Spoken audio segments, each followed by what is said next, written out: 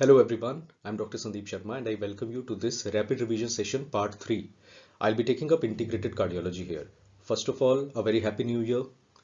May this new year 2024 bring a lot of joy, happiness, success, and you all crack your exams and achieve stupendous success and you remain healthy throughout uh, the year and even after that. So that is my wishes from to all of you. Second thing, there was a gap of about 2 or 3 days before I uploaded this video for the simple reason that I had some cough and cold, and apart from that, there was also New Year coming in and some prior commitments to fulfill. But nonetheless, I will make sure that in the next 2 or 3 days, I try to cover all the relevant aspects of the medicine part so that you have at least 2 weeks to revise these points, these videos, these PDFs before you sit in the exam. Now here I am going to take up integrated cardiology because cardiology, there are certain topics which we have not covered in part 2, but they are still important. You have JVP, constrictive pericarditis, cardiac tamponade, MI, and some miscellaneous one-liners and scenarios that we will be covering here, right? So let us start with the disclaimer which I always give, that this session is a revision session. It is not meant to replace your existing notes, but it is a very useful tool. It is meant for FMG students, but in case you are a NEET PG aspirant and if you are going through it, yes, the topics are going to be the same, the approach is going to be the same, it is going to be useful for you also. And let us start with the first topic, that is JVP, jugular venous pressure. You get questions in paper A, you get questions in paper B. Paper A, more of a technique and what are the waves and why that particular wave is produced. That is how questions are asked. Applied aspect, abnormalities, signs, clinical conditions with particular JVP abnormality is a part of paper B, right? So what is jugular venous pressure? Jugular venous pressure is the venous pressure you check in the jugular vein. Jugular venous pressure, if it is elevated beyond a certain threshold, it is a marker of cardiac failure in the patient, particularly the right-sided failure. And tomorrow when you will be doing your internship and seeing the patients in details, you will find that in cardiac patient, degree of JVP, how you measure and its interpretation is a very, very useful tool in helping you in knowing whether the patient is actively in cardiac failure or not. The one thing they can ask you in the exam is some JVP basics. So I'm not going to make it too clumsy. My focus is on what things can be asked in the exam. First thing you should remember is JVP is accurately measured in which vein? It is measured in the internal jugular vein. And conventionally, we measure it in the right side. So internal jugular vein is the vein where it is mentioned, and it is a past MCQ point as well. Internal jugular vein, when you measure it, there are no walls in between and it accurately reflects the right atrial pressure, and that is why IG way is preferred on the right side. What is the position of the patient? Patient should be semi-recumbent position. That is, he should be, the bed end should be elevated by 45 degrees, as you can see in the picture also. Thirdly, first of all, you will measure the vertical distance from the sternal angle, also called as angle of Louis, to the top of venous pulsation column. And normally this value is between 0 to 3 centimeter. And we also know a fact that right atrium lies 5 centimeter above the sternal angle. So जो भी value आपको मिलेगा, suppose ये x है, तो x के अंदर आप 5 centimeter ऐड कर देंगे, ये होगा आपका JVP. तो अगर वर्टिकल एंगल को हम ये वर्टिकल डिस्टेंस को हम x लें तो JVP कितना आता है नॉर्मल पर्सन में? ये होता है x plus 5. x plus 5, x क्या है? x is the vertical distance from sternal angle to the tip of venous pulsation जो आपको नजर आ रहा है. उनके बीच का vertical distance जो है, उस vertical distance को हम x लेते हैं और उसमें 5 centimeter ऐड करते हैं. It will be more clear when you actually see in a patient, but exam में patient नहीं देने वाले, तो आपको बस majorly पता होना चाहिए कि how we are going to take a JVP. And normal JVP कितना होता है? 5 to 8 centimeter of saline. क्योंकि देखो हमने 5 ऐड करना है और नॉर्मल पर्संस में वर्टिकल कॉलम की लेंथ कितनी होती है? 0 से 3. तो नॉर्मल JVP कितना आया? 5 to 8. और इसको सेंटीमीटर में मेजर करते हैं, सेंटीमीटर सलाइन लिखते हैं. Saline is written as H2O. Right. So 5 to 8 centimetre of saline is the normal JVP. ये पोटेंशियल MCQ पॉइंट है, ये आपको पेपर ए में पूछा जा सकता है. नाउ नॉर्मली JVP जो होता है, जब हम डीप इंस्पिरेशन करते हैं तो ये फॉल करता है, right. So normally JVP tends to fall slightly with deep inspiration. ये एक फंडा है, it's a statement based thing that you must remember for the exam. अगर वो फॉल ना करे या राइज करे तो वो एक एबनॉर्मल साइन होता है. We will be coming to that.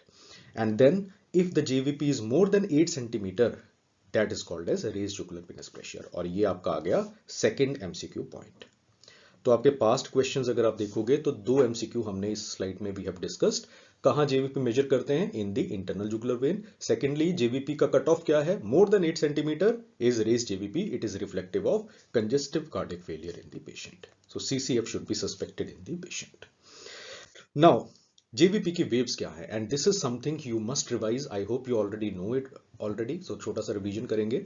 JVP का जो वेव फॉर्म होता है उसमें there are 5 waves which are categorised. इसमें 2 पॉजिटिव वेव्स हैं, या 3 पॉजिटिव वेव्स हैं और 2 नेगेटिव वेव्स हैं। The positive waves are wave A, wave C, and then we have and the third wave which is wave B. And 2 negative descents होते हैं, columns होते हैं, descending column. One is called as the x descent and second is called as the y descent, right? So ACX VY is the sequence that we follow. So ACX VY. This is the sequence that is the sequence for JVP waveform. अभी इसमें you have to understand a small thing that इसमें जो A wave होती है that belongs to diastole. Similarly जो आपका Y descent है ये भी बिलोंग करता है डायस्टोल, और C और V के बीच में आपका होता है वेंट्रिकुलर सिस्टोल। सो ये भी नीट पीजी का पुराना क्वेश्चन है, स्टेटमेंट बेस्ड क्वेश्चन, कि systole lies between C and V wave, that is a true statement. तो that is why I have put this photograph here. And if you see carefully, जो S1 hard sound होती है वो A wave के just बाद आती है, and S2 sound जो होती है V वेव से जस्ट पहले आती है। Now this is something, अब हर चीज you need not remember as one liner, लेकिन ये जो photograph which I have shown here, if you just imprint this photograph in your mind 2-3 times, तो क्या होगा? अगर वो पूछेंगे कि S1 कब आ रहा है, S2 कब आ रहा है, और JVP की वेव फॉर्म से उसका क्या रिलेशन है, you will not go wrong in the paper. So याद क्या करना है इसमें?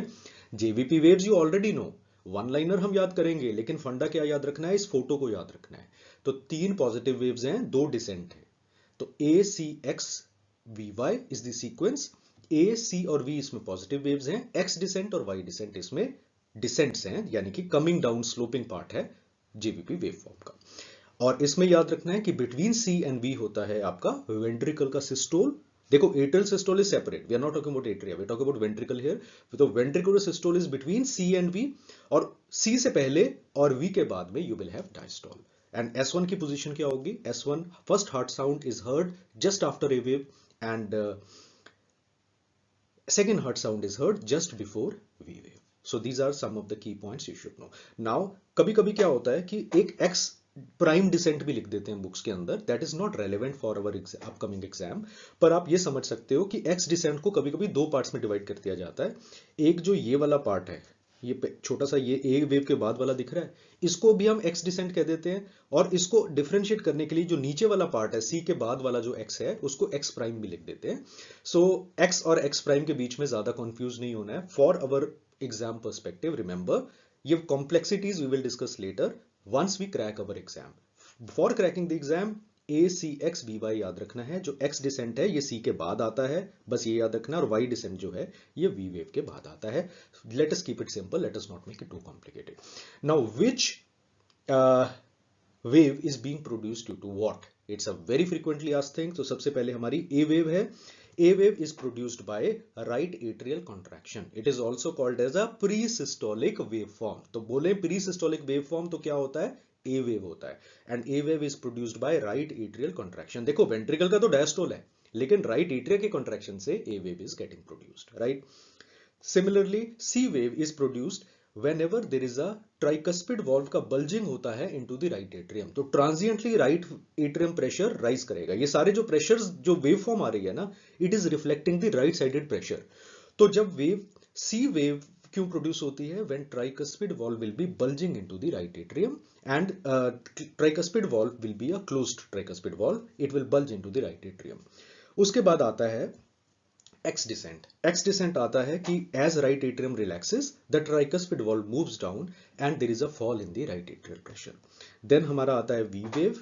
V wave आता है कि tricuspid valve बंद होता है and right atrium में अब blood fill होना शुरू होता है, that produces the V wave. And finally we have the Y descent where tricuspid valve opens and right ventricle starts filling from the right atrium. तो जब right atrium डिकसेट करना शुरू कर देता है. It starts emptying itself into the right ventricle, then the Y descent is produced.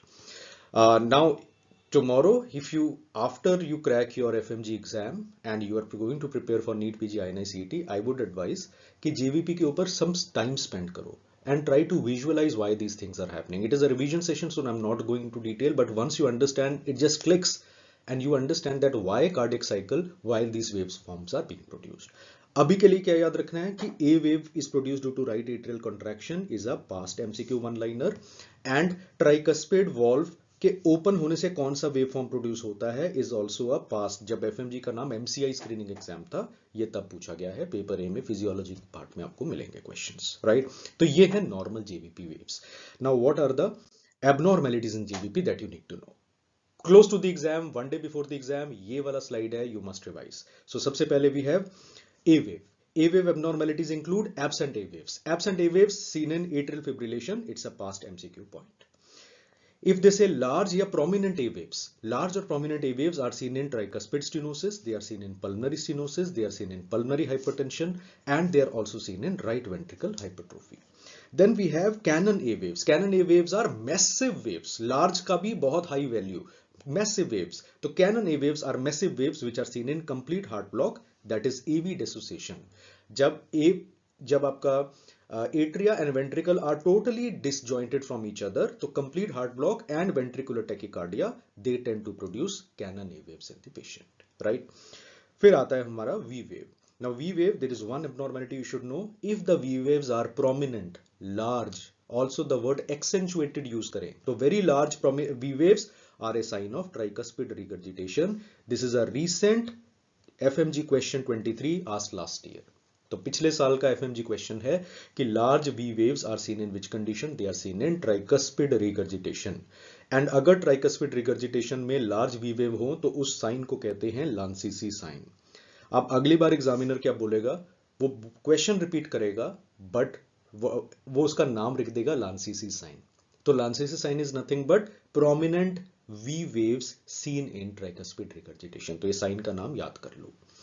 Then we have the large V wave को कभी कभी giant CV wave भी लिखते हैं, बिकॉज इसमें क्या होता है, जो C और V wave है, C wave डिसअपियर हो जाती है या वो V wave के साथ मर्ज कर जाती है, और C और V दोनों प्रोमिनेंट हो जाते हैं कभी कभी, तो उसको हम giant CV wave भी कहते हैं, right. So this is something only of academic importance. For all practical purpose, tricuspid regurgitation में जो described है हैरिसन के अंदर, वो V wave है और हम उसी की बात करेंगे. So large V wave seen in tricuspid regurgitation.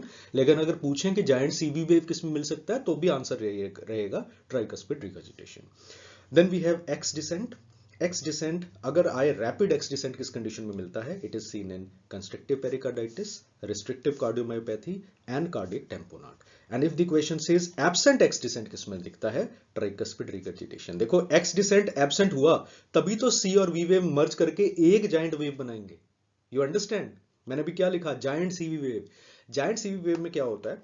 TR के अंदर tricuspid regurgitation में what happens is the X descent disappears and so the C and V wave superimpose on each other. V wave is already large, so it becomes a very large wave and that is called as a giant CV wave. Now you understand, ये सारी चीजें correlate कर रही हैं. When you will, देखो video में मुश्किल होता है, but when you listen to it once and then you read it again और slowly read करेंगे तो it will all make sense to you. And then once you revise it, some of you asked me, sir इसको revise कैसे करें? See, whatever you are reading, keep reading. Apart from that, पहले तो आपने normal इसको सुना, उसके बाद the PDF which I am sharing with you, you'll take out that PDF and read that PDF. उसके बाद 2x स्पीड में, एक हफ्ते बाद, 10 दिन बाद, वीडियो को दोबारा प्ले करो 1.5 या 2x स्पीड में और अपना PDF सामने रखो, and you will find that जो भी मैं बोल रहा हूं और जो भी आपने पढ़ा है, this will all start getting imprinted in your mind. एक रीडिंग या एक लिसनिंग से नहीं होगा, because revision is more important than the amount of things that you are reading. By this time most of you know it already कि एक बार पढ़ने से चीज याद नहीं होती है. You need to read it multiple times, right? So this is A wave, V wave and X descent. आगे चलते हैं, Y descent की बात करते हैं. What are the abnormalities in the Y descent? So Y descent, rapid Y descent is seen in constrictive pericarditis and this sign is called as Friedrich sign. So Lancisi sign TR में था, Friedrich sign is seen in constrictive pericarditis. Both of them are JVP related signs. And absent Y descent होता है cardiac tamponade के अंदर। देखो बड़ा important फंडा है और इस फंडे के ऊपर बहुत सारे क्वेश्चंस हैं, तो मैंने इसके ऊपर एक टेबल बना दिया। अब ये टेबल नहीं भूलना चाहिए, ये टेबल बहुत इंपॉर्टेंट है। एक्स डिसेंट प्रोमिनेंट होते, X descent and Y descent दोनों प्रोमिनेंट होते हैं कंस्ट्रक्टिव पेरिकार्डाइटिस में। कार्डियक टेम्पोनाड में एक्स डिसेंट तो प्रोमिनेंट है लेकिन वाई डिसेंट एब्सेंट है। और इस फंडे के ऊपर एटलीस्ट 3 क्लिनिकल एमसीक्यूज पूछे गए हैं। क्लिनिकल एमसीक्यू का मतलब क्या है? दे आर एक्चुअल एमसीक्यूज, लेकिन आंसर तक पहुंचने के लिए you have to look at कि एक्स डिसेंट और वाई डिसेंट केस के अंदर क्या मेंशन है। अगर बोले एक्स एंड वाई दोनों है इन हार्ट डिजीज तो आंसर होगा कंस्ट्रक्टिव पेरिकार्डाइटिस। अगर बोले सिर्फ एक्स डिसेंट है बट नो वाई डिसेंट तो आंसर होगा cardiac tamponade. It's as simple as this, right? So remember this table, add it to your notes. I hope you already know this already. Moving further, we have some MCQ, तो example देते हैं। This is the MCQ asked in January 23 paper. So large V wave on JVP are seen in which among the following condition? You know the answer. Large V wave or giant CV wave with absent X descent is a feature of tricuspid regurgitation. So your answer is C. Repeat हो सकता है, topic repeat is more common than actual repeats. Moving further, we have signs in JVP which are asked in exam. तो 3 signs हैं जो miss करते हैं लोग। पहला साइन होता है मूडली साइन। मूडली साइन में हम क्या करते हैं? देखो एक आपकी फिंगर जो है पेशेंट के, अपने नहीं, पेशेंट के रेडियल पल्स पे रखेंगे एंड साइमल्टेनियसली आप उसका जेवीपी देखेंगे, राइट? तो और फिर वेव फॉर्म निकालेंगे। अगर जो रेडियल पल्स जैसे आया, the wave occurring immediately after the radial pulse is called as V wave. तो मूडली साइन का बहुत ज्यादा सिग्निफिकेंस है नहीं, बिकॉज जेवीपी का वेव फॉर्म निकालने वाले instruments are not easily available in your clinical setting. लेकिन एग्जाम में थ्योरेटिकली पूछ सकते हैं कि what is Moodley sign. Moodley sign होता है टू आइडेंटिफाई वी वेव, तो ये याद रख लो, मूडली साइन वी वेव के लिए है। तो मूडली साइन क्या है? रेडियल पल्स के में जो अपस्ट्रोक आता है, जैसे आपकी पल्स लिफ्ट होती है, फिंगर लिफ्ट होती है, the wave occurring immediately after that when you are palpating and seeing simultaneously or taking a waveform simultaneously, that wave is called as V wave, right? Second है हमारा abdomino-jugular reflex. Previously it was called as hepato-jugular reflex. हम क्या करते हैं? Right upper quadrant, right जहां पर हमारा liver होता है, उस एरिया में you press firmly for more than 15 second. अगर आप उसमें जेवीपी बढ़ जाए और मोर देन 3 सेंटीमीटर बढ़ जाए पेशेंट के अंदर, when you keep and hold it for more than 15 seconds, तो उसको कहते हैं पॉजिटिव एब्डोमिनो-जुगुलर रिफ्लेक्स।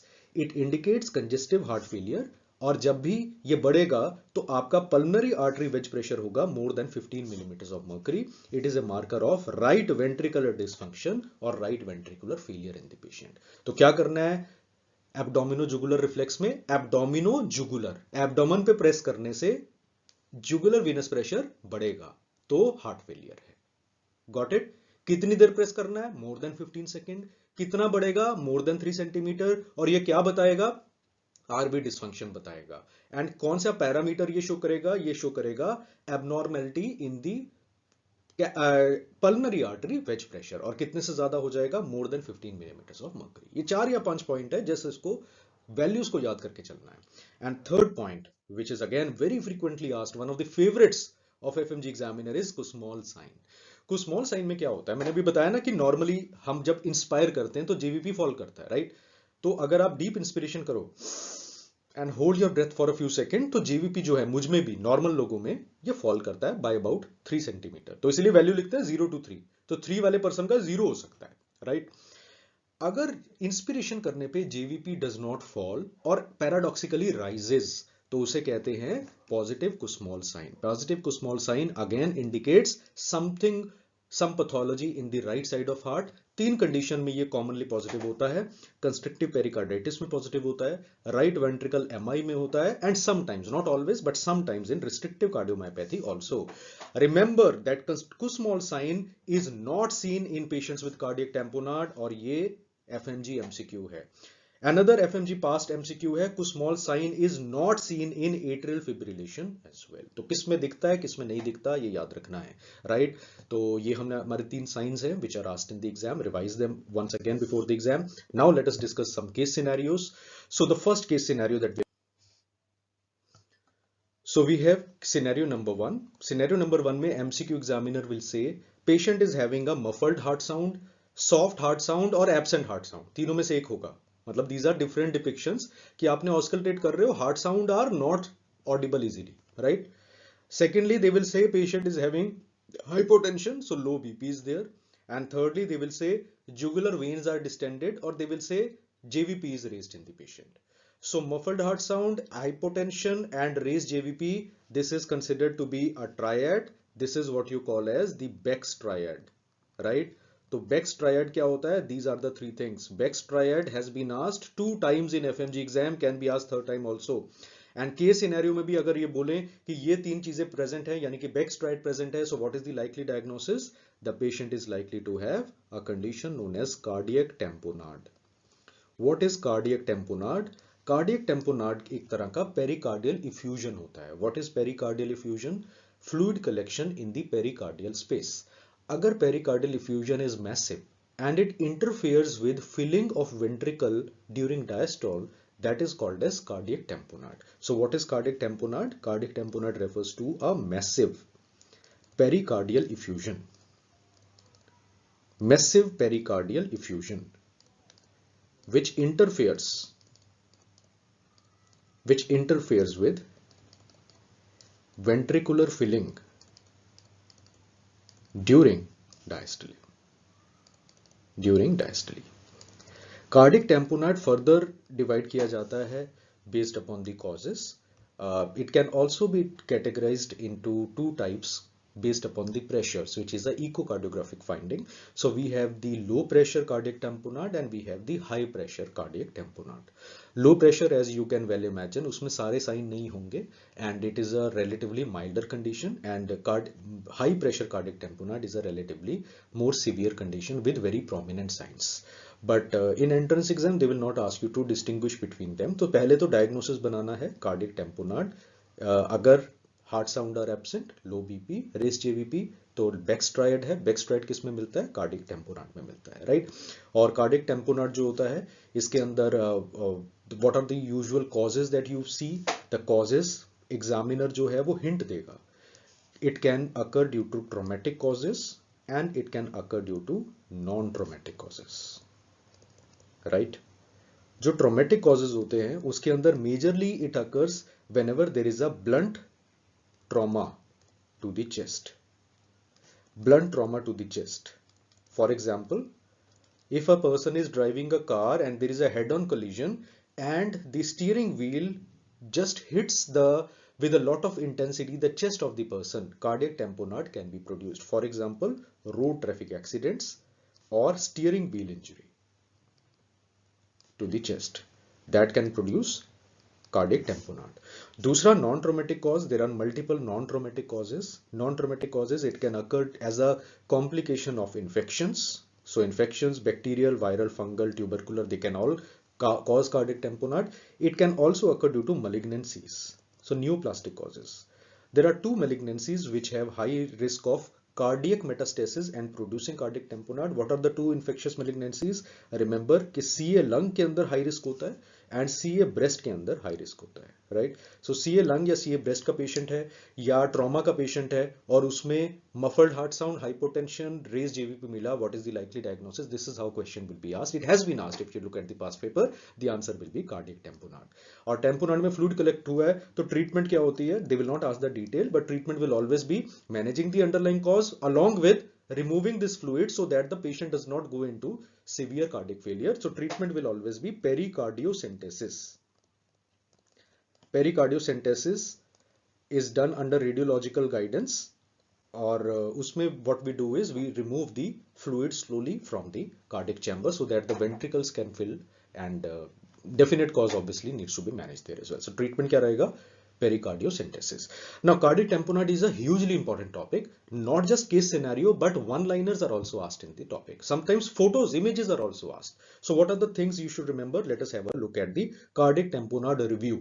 So पहला चीज जो होगा, Beck's triad present होगा cardiac tamponade में, we have already done. Secondly, JVP is raised but it is non-pulsatile. Please mark it. It's a recently asked FMG MCQ. Last year का पूछा गया, last to last year में पूछा गया है. Race JVP लेकिन non pulsatile है, किस कंडीशन में मिलता है? कार्डियक टेम्पोनाड में मिलता है, right? Third thing, Prominent X descent but absent Y descent in JVP, we have just done. Low ECG voltage मिलेगी. I have told you in part 2, if you remember, rapid revision part 2, we have talked about low ECG voltage causes, and one of them was cardiac tamponade. Then electrical alternance activity can sometimes be seen. Right ventricle cavity size is smaller. Then equalization of diastolic pressure in ventricles. These two are considered to be the echocardiographic findings of cardiac tamponade according to Harrison. फिर कुछ small sign is absent in cardiac tamponade, right? And pulsus paradoxus is present in high pressure tamponade, not in low pressure tamponade. What is pulsus paradoxus? Normally on deep inspiration, there is a fall in systolic blood pressure. If there is a paradoxical increase in systolic blood pressure by more than 10 millimeters of mercury on inspiration, we say pulsus paradoxus is present. तो इसको कहते हैं pulsus paradoxus. And pulsus paradoxus is seen in high pressure tamponade, but it is characteristically absent in low pressure tamponade. Other things can occur in low pressure tamponade sometimes also. And what will be the what will be the chest X-ray finding? Chest X-ray finding, very similar image, has already been asked in the exam. This is what you call as the water bottle appearance, also called as money bag appearance. So water bottle or money bag heart or money bag appearance of heart is seen in which condition? It is seen in cardiac tamponade, right? So this is the brief review of the key points. फिर एक exert sign होता है, ये बहुत important है और इसके ऊपर भी लास्ट ईयर 2023 में एमसीक्यू पूछा गया है. What is Ewart sign? Now Ewart sign क्या है कि in a patient from the back we try to examine, सामने से नहीं बैक से करेंगे. When you see from the back, तो लेफ्ट साइड में जो स्टर्नम होता है, ये बैक से देख रहे हैं तो ये लेफ्ट है और ये राइट है, राइट? तो लेफ्ट साइड का जो स्कैपुलर रीजन होता है, उसके जो नीचे वाला पार्ट है, ये वाला जो पार्ट है, इस रीजन में व्हेन यू डू परकशन तो आपको डलनेस मिलेगा. Normally there is a resonant note, तो स्टर्नम के ऊपर नहीं, स्टर्नम के बॉर्डर के जस्ट नीचे, तो जहां उसका एंगल बन रहा है उसके जस्ट नीचे, if you do percussion there will be dullness. और जब ऑस्कल्टेशन करेंगे तो आपको मिलेगा bronchial breath sound with increased tactile फ्रेमिटस.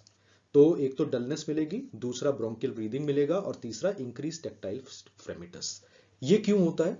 Exert sign occurs because of cardiac tamponade. So massive pericardial effusion, कभी कभी एग्जामिनर्स इसको कार्डियक tamponade नहीं लिखते, वो लिखते हैं massive pericardial effusion. massive pericardial effusion के अंदर एवर्ट साइन मिलता है. तो कार्डियक tamponade में क्या होता है? Due to a massive cardiac tamponade, it will cause atelectasis or collapse in a localized area on the left side. और ये एरिया कहां होता है? It is present just below the sternal point. और इस एरिया में जब ये डलनेस आती है तो ये इनडायरेक्ट मार्कर होता है that the patient is suffering from cardiac tamponade. तो याद कर लो, इवर्ट साइन यहां पर एमसीक्यू बोलेगा there will be dullness present. एक चीज का याद रखना है कि अगर एमसीक्यू बोले स्टोनी डलनेस वर्ड, तो stony dullness is always in favour of pleural effusion, right? तो प्लूरल इफ्यूजन की तरफ जाएगा. लेकिन जब बाकी साइंस मेंशन्ड है और साथ में इवर्ट साइन बोले तो that is another sign in favour of cardiac tamponade, right? इसके ऊपर एमसीक्यू है, that is why I am discussing here. Then we have MCQ in July FMG 23. तो क्वेश्चन क्या है? What JVP finding will you expect in a patient with muffled heart sound, hypotension and raised JVP? तो ये तीनों चीजें किस में होती हैं? This is the typical Beck's triad. और बेक्स ट्रायड किस कंडीशन में होता है? कार्डियक tamponade में. और कार्डियक tamponade में what is the abnormality that you find on JVP wave? You find X descent is prominent but Y descent is absent and C is your answer. C is your answer, right? I hope ये question आपको अब आसान लग रहा है. See, these questions are not easy. सबसे पहले आपको फाइंडिंग्स देखनी है. तो ये ट्रायड है, बेक्स ट्रायड. फिर बेक्स ट्रायड किस में होता है? कार्डियक tamponade में. फिर आपको पता होना चाहिए कि कार्डियक tamponade में JVP waves में क्या abnormality मिलती है. आपको मिलता है absent Y descent. Both X and Y descent are present in constrictive pericarditis. Only X descent with absent Y descent is present in cardiac tamponade, right? आगे चलते हैं. MCQ December 2021. Which among the following is a true finding in a patient with cardiac tamponade? एक एक करके चलते हैं. Pulsus paradoxus present in all cases. It is a false statement. हमने क्या पढ़ा था? Pulsus paradoxus हाई प्रेशर में दिखता है but not in low pressure. Kussmaul sign is always present is false. Kussmaul sign is absent in cardiac tamponade. Kussmaul sign is seen in constrictive pericarditis. Tall A waves, again it is false. Tall A waves या prominent A waves जो होती हैं वो non cardiac tamponade patients में होती हैं. Toll A waves जो है आपकी cannon A waves, tall A waves, वो आपकी स्टीनोसिस कंडीशंस में डिस्क्राइब्ड हैं. And then we have distended jugular veins without pulsation. It is a true statement. We have just discussed. It is one of the points in favor of cardiac tamponade, and that is your answer. Moving to next, we look at the MCQ scenario number 2. So the MCQ examiner will say there is a patient having CCF symptom. Patient can have dyspnea, cough, raised jugular venous pressure, exercise intolerance. Those features will be there. Along with that, jugular venous distension, that is raised JVP, will be there. Kussmaul sign will be present in the patient, very important clue.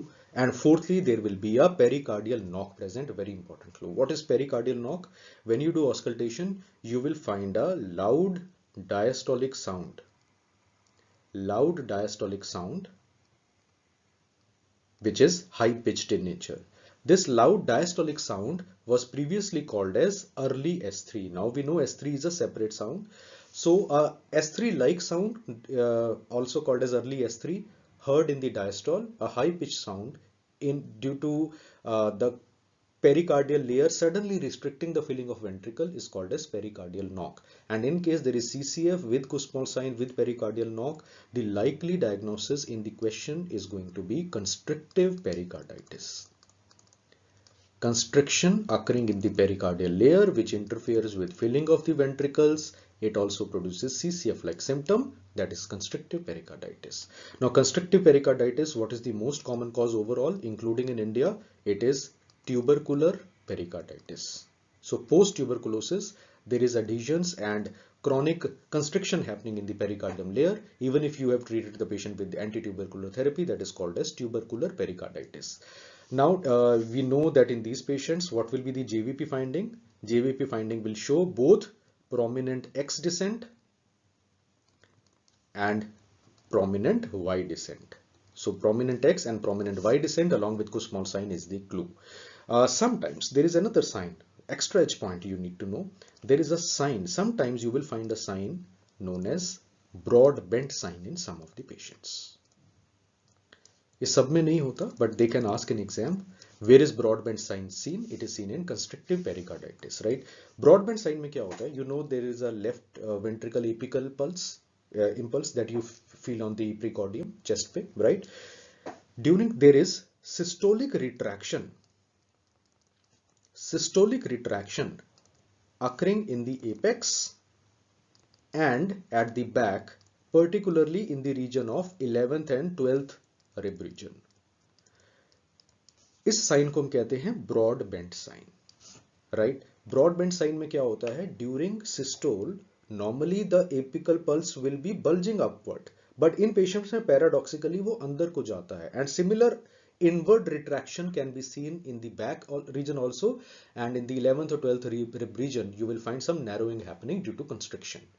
It is more suggestive of a fibrinous or adhesive kind of constrictive pericarditis developing in the patient. Not always present, but Harrison talks about it and it has been described. A question on this has been asked in the INI CET paper also. तो topic पूरा पढ़ रहे हैं तो एक sign को क्यों छोड़ेंगे, हम पढ़ के जाएंगे. दो साइन है इसमें, कुछ स्मॉल साइन तो है ही है. We also have the Broadbent sign and there is one echo sign which I will show you in the next panel.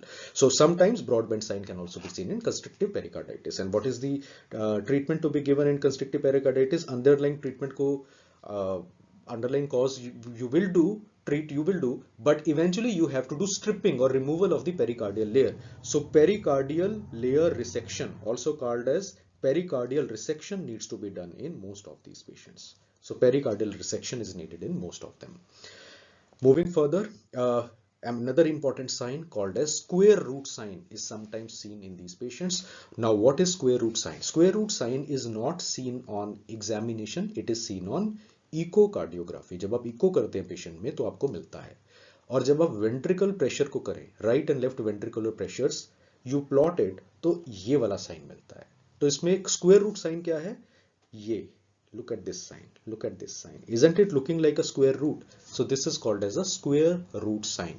It is also called as dip and plateau sign. तो details में नहीं जाने की जरूरत. What you need to know with just 3 weeks to go before the exam is कि square root sign or dip and plateau sign is a ventricular pressure sign seen in echocardiography. Most commonly seen in which condition? It is seen in constrictive pericarditis. Is it specific for constrictive pericarditis? No, because it can also sometimes be seen in patients with restrictive cardiomyopathy. तो constrictive pericarditis में common है, but it can also occur in some patients of restrictive cardiomyopathy, right? And then have a look at this MCQ.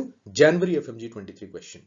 Patient presented with distended neck veins with distension increasing on deep inspiration.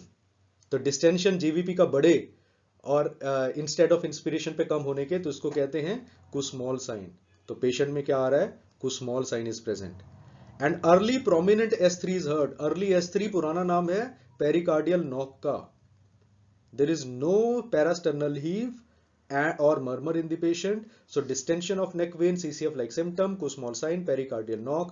What is the likely diagnosis? You know the diagnosis already. It is constrictive pericarditis and it's a January 23 paper. So if you see a recent paper में JVP, cardiac tamponade and constrictive pericarditis पे कितना कुछ आया है. And that is why in this half an hour, it may look like half an hour, but I've tried to cover some finer details of some very important topics here.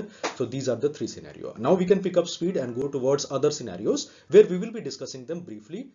Details obviously you will read from your notes, but I will be going with a faster speed now in the remaining scenarios before we go slow again in myocardial infarction. Now turning to scenario number 3.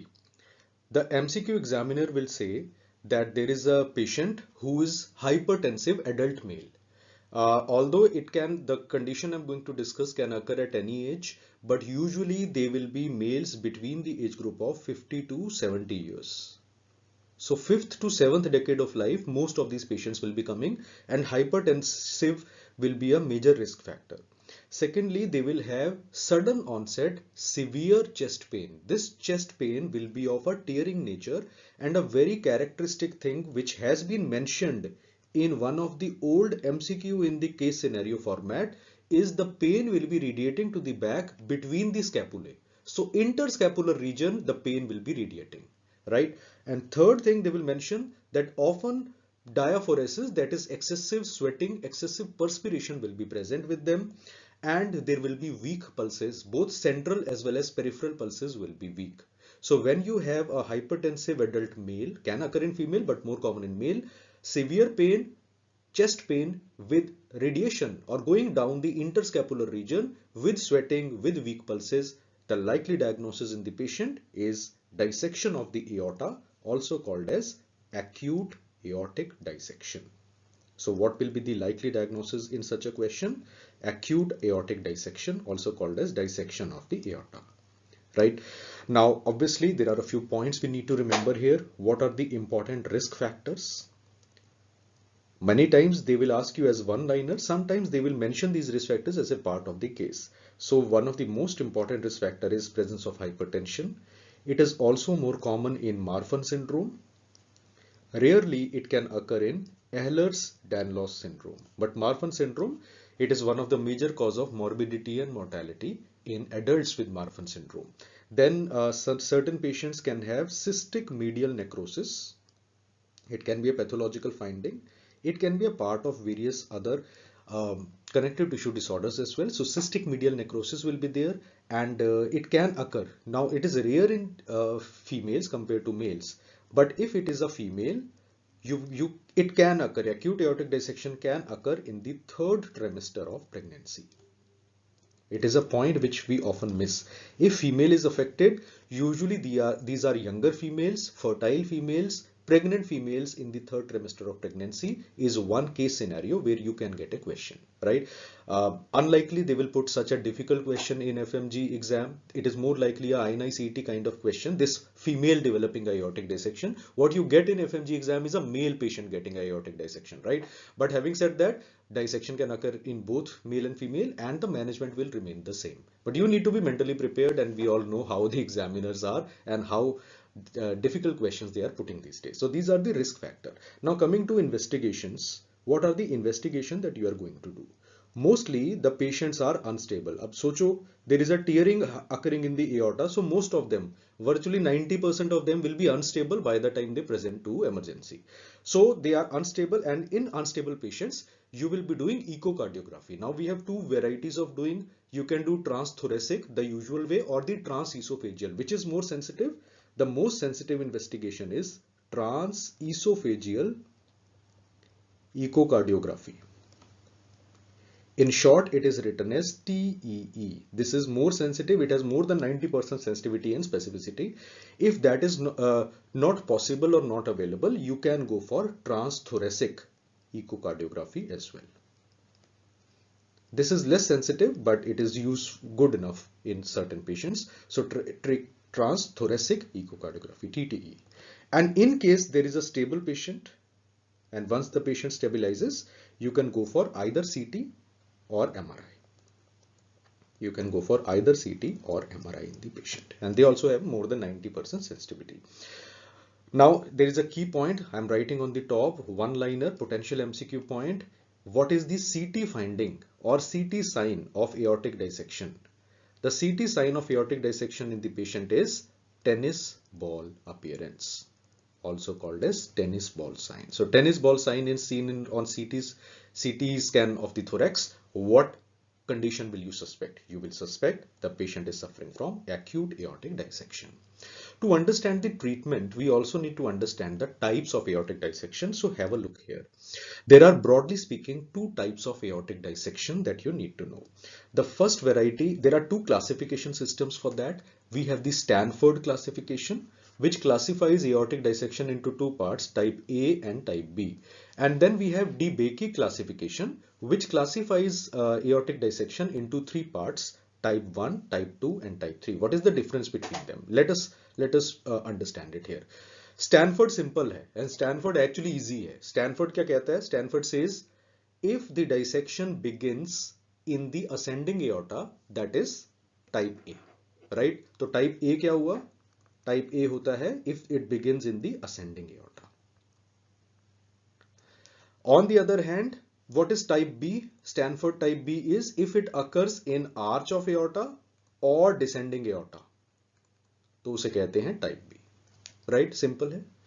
On the other hand, DeBakey classification is a bit complicated. ये कहता है कि type 1 and type 2 दोनों type A होते हैं. Both of them begin in ascending aorta. The difference is type 1 begins from ascending. Look at the photograph. ये DeBakey दिखाया उन्होंने. Type 1 begins in the ascending aorta and traverses all the way down to the lower part of descending aorta also. Sometimes into the abdominal aorta also, right? जो ascending से start हो और नीचे तक जाए extend होके, सबसे dangerous होता है ये, life threatening सबसे ज़्यादा type 1 ही होता है, so that is type 1. On the other hand, अगर सिर्फ ascending aorta में ही limited रहे, it is limited only in ascending aorta, तो उसे कहते हैं type 2. और type 3 और type B सेम होते हैं. type 3 क्या है? अगर वो descending aorta से start हुआ और नीचे तक गया, लेकिन ascending aorta involved नहीं हुआ, तो वो type 3 है, right? तो क्लासिफिकेशन कौन सी इजियर है? स्टैनफोर्ड इजियर है. और what is the treatment that you need to remember? Treatment is very simple. देखो, जो टाइप 1 और टाइप 2 हैं, दोनों के अंदर, यानी कि टाइप ए स्टैनफोर्ड, दोनों के अंदर immediate surgery is the only therapy to be given, because इसमें आपके ascending aorta is getting involved and chances of life threatening ischemia to internal organs and severe hypovolemic shock possibility is very high. So immediate surgery is the only therapy available. On the other hand, type B patient को हम दो categories में करते हैं. In case you have type B patient, also called as type 3 patient, right? In patients के अंदर क्या करते हैं? If the patient is unstable, obviously you will go in for surgery in the patient. And in case patient is stable, you will try to limit the extension of the dissection which has happened. तो उसके लिए the drug of choice you will be using will be IV beta blockers. So short acting beta blockers like esmolol can be used. If they are not available, you can give a trial of nitrates or calcium channel blockers also, but beta blockers को prefer किया जाता है. And if beta blockers fail or the patient becomes unstable, initially stable था but बाद में unstable हो गया, तो then you will need to go for surgery.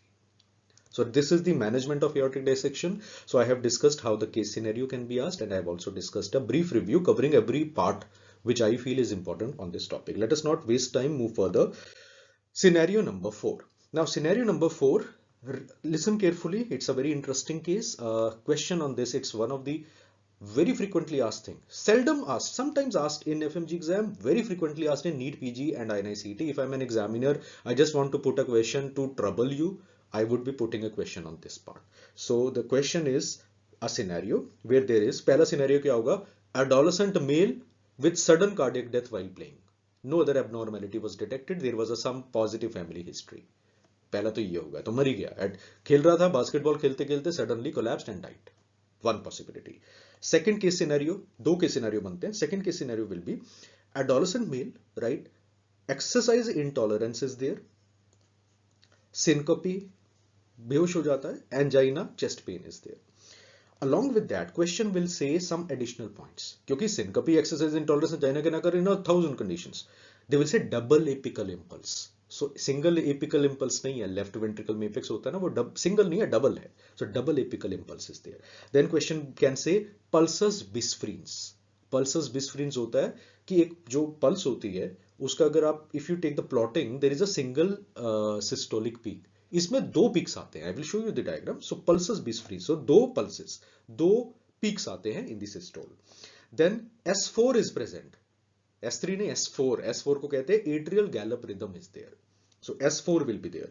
Then ejection systolic murmur will be there.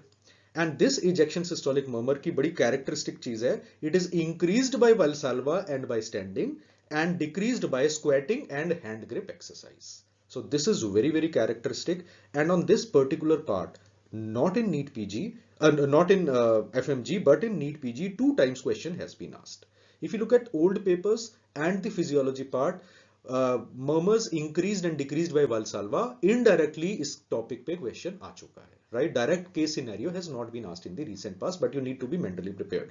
So if you get a case scenario either like this or like this, what is the likely diagnosis in the patient? Yes, the patient is likely suffering from a condition known as hypertrophic. The likely diagnosis is hypertrophic cardiomyopathy. Hypertrophic cardiomyopathy. In short, it is written as HCM. इसके दो और नाम हैं. It is also known as HOCM, hypertrophic obstructive cardiomyopathy. It is also known as ASH. कभी कभी ASH लिख देंगे तो कंफ्यूज नहीं होना, सेम कंडीशन है. What is ASH?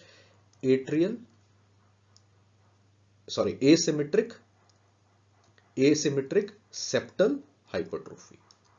Asymmetric septal hypertrophy. और ये जो HOCM है ये एक तरह की कार्डियक मसल की प्रॉब्लम है. Hypertrophic cardiomyopathy is considered to be one of the condition. It is one of the condition in which sudden cardiac death has been described, and it belongs to a category of conditions which are called as LVOTO condition. What is LVOTO? Left ventricle outflow tract obstruction. तो अगर आपसे पूछें कि left ventricle outflow tract obstruction का कोई example दो, the example will be HCM in the patient.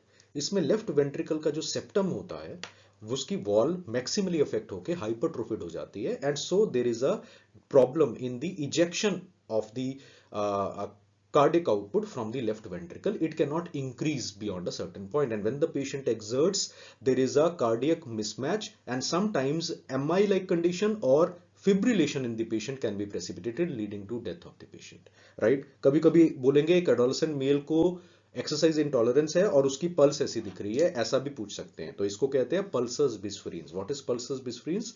2 systolic peaks as you can see in the picture, right? तो hypertrophic cardiomyopathy, what are the key points you should know? 3 or 4 points only we will write. First of all, hypertrophic cardiomyopathy, more than 50%, equal to or more than 50% patients are found to have mutations in the sarcomeres, in the sarcomeric proteins. So sarcomeric protein mutations are responsible in more than equal to or more than 50% of these patients. What is the investigation of choice in them? How would you identify the patient? You can do transesophageal echocardiography, TEE, which is a type of echocardiography I just told you in the previous scenario. So transesophageal echocardiography, and what it will show, the hallmark, the echocardiographic hallmark of the patient is systolic anterior motion. इसके बारे में ज्यादा दिमाग नहीं लगाना, just remember it because you are very close to the exam. So systolic anterior motion, also called as SAM, of the mitral valve leaflet is seen. This is considered to be the hallmark of these patients on echocardiography. And what is the treatment to be given in the patient? What is the treatment? Initially, to prevent death, for long-term use, you will be using drugs. Drugs which are used to maintain heart rate, prevent life-threatening arrhythmias, and improve cardiovascular status. They include beta blockers. If beta blocker is not in the option, you can go for verapamil. Remember that other calcium channel blockers, particularly dihydropyridine, उसका example होता है nifedipine, that should be avoided in them. So beta blockers, if not there in the option, verapamil can be done. And these patients will also require ICD placement. What is ICD? ICD stands for implantable cardioverter defibrillator. Why are we putting a defibrillator in the patient? ICD should be placed in all of these patients to prevent the chances of ventricular tachycardia and ventricular fibrillation, which are the cause of sudden death in the patient. So they can ask in exam, sudden death जो हुआ है ये ऊपर patient में, ये क्यों हुआ है? Life threatening arrhythmias. MIs can also occur, but sudden death will always be explained by the ventricular tachycardia and fibrillation happening in the patient. Later on, for definite management, surgical procedures have been described, like alcohol injection into the septum for septal ablation. That can be tried. Those are surgical approaches which are available, but these two things are the ones which examiner will be asking. So you can just write or squeeze in on the side that alcohol injection into the septum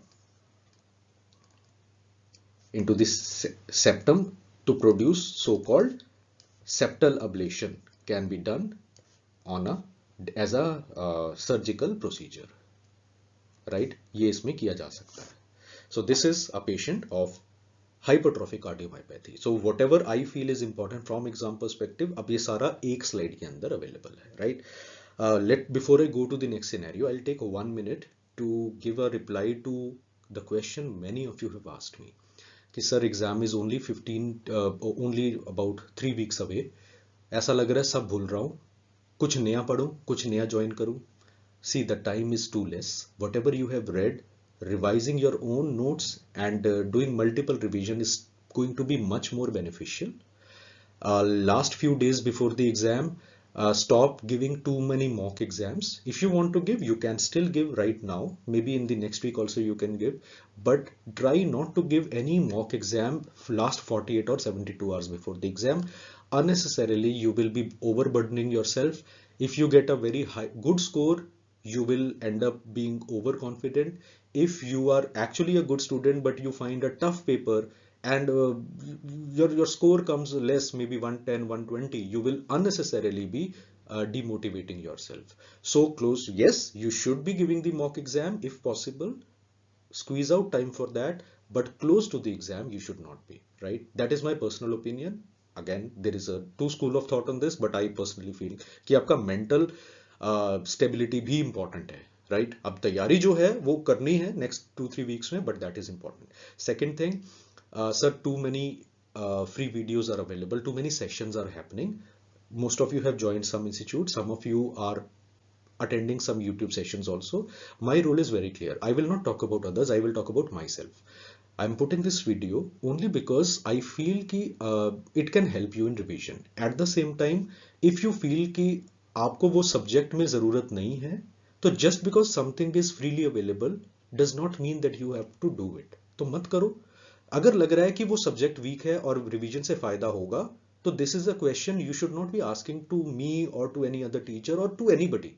Ask yourself कि suppose एक X subject है और उसका एक revision session हो रहा है, कहीं पर लाइव है, रिकॉर्डेड है, कुछ भी है ना, यू फील कि वो सब्जेक्ट वीक है और वो अटेंड करने से बेनिफिट होगा रिवीजन के मुकाबले, तो then you can attend, obviously you should. लेकिन अगर आपको लगता है कि मैं अपने सब्जेक्ट की रिवीजन कर लूं तो क्या वो बेटर है? Yes, what ever you have red, what ever you have made the notes, क्योंकि एंड ऑफ द डे कोई टीचर पास नहीं कराता है, अपना एफर्ट, अपना रिवीजन पास कराता है। कोच बता सकता है, eventually players have to perform, and I know you all will perform well, but keep your mental balance. और कोई डाउट होगा you can always ask me. I'll try कि YouTube channel मेरा if I'm putting a video, I'll try to be as unbiased as possible, right? So that, but again, your opinion and my opinion can always vary, right? So scenario number 4, let us move to the next scenario. We have one liner we have missed. So pharma medicine integrated, इसके ऊपर MCQ है past में, आपको मिलेगा। Pharma medicine में क्या है कि what are the drugs which are avoided and contraindicated in a patient with hypertrophic cardiomyopathy. क्या कोई ऐसे ड्रग्स हैं? Yes, there is a list. सबका रीजन डिफरेंट है, you need not go into the details.